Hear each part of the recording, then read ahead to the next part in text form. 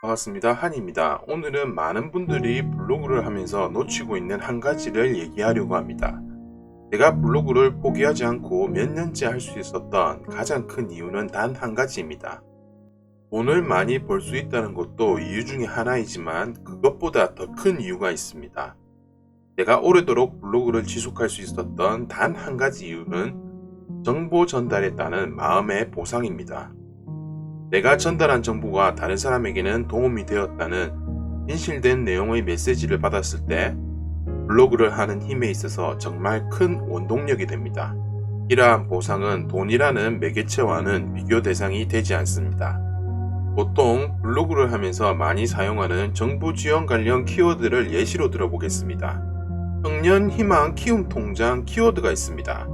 지원 사업이 대부분의 지역에서 종료되었지만 비슷한 지원 사업은 지역별로 많이 있습니다. 이런 정부 지원 사업과 관련한 키워드는 정말 많습니다. 청년 희망 키움 통장 지원 대상은 생계수급 가구, 저소득층을 위한 정부에서 지원하는 사업입니다. 2022년부터는 신규 가입 및 재가입이 불가합니다. 이런 내용도 잘 확인을 해 보셔야 되고, 비슷한 내용으로 희망 키움 통장 역시도 현재로서는 신규 가입 및 재가입은 불가합니다.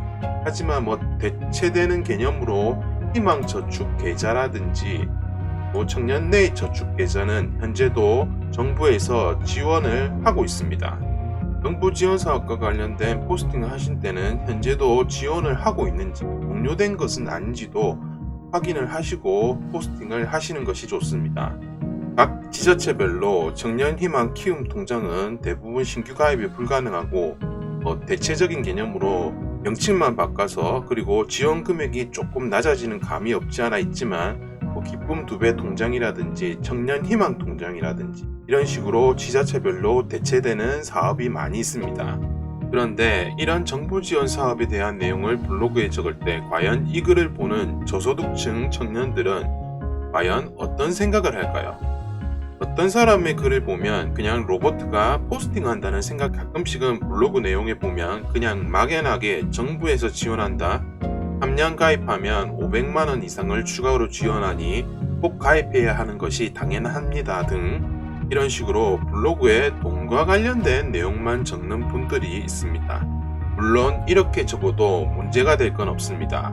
하지만 과연 저소득층이나 생계수급형 지원사업 관련 내용을 블로그에 적는 분이라면 한 번쯤은 이 글을 보는 저소득층 청소년들의 감정이나 그 마음속에 가상의 느낌이라도 생각해 보시고 과연 내가 어떻게 글을 적으면 도움을 줄 수 있을지를 진심을 다해서 포스팅을 하는 것이 본인의 글쓰기 방법에도 발전이 됩니다.